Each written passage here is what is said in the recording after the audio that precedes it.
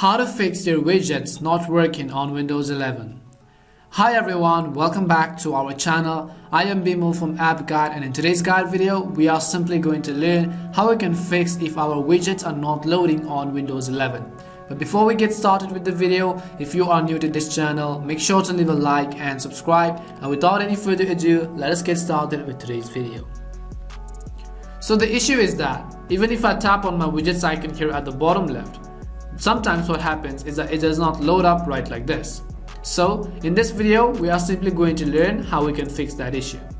First things first, what you want to do is you want to simply go to your Windows icon at the bottom of the screen, and here you want to simply type in Device Manager and open the Device Manager settings. Once you go to Device Manager, here you will be given multiple options. And here you'll find an option called Display Drivers. So we are going to simply tap on the arrow icon next to Display Drivers.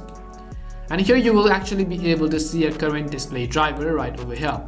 What you want to do is under your display drivers, you want to select your driver and right click on it, and then here you want to simply go to Properties options at the bottom of the screen. So go ahead and select Properties.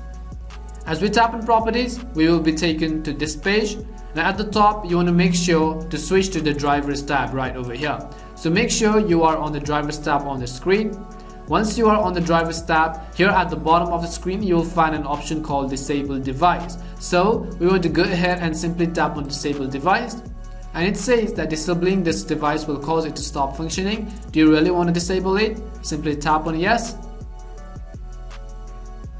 Once you tap on Yes, you can simply tap on OK and go ahead and see whether your widgets are working properly or not, because 90% of the time this simple fix is going to update your issue.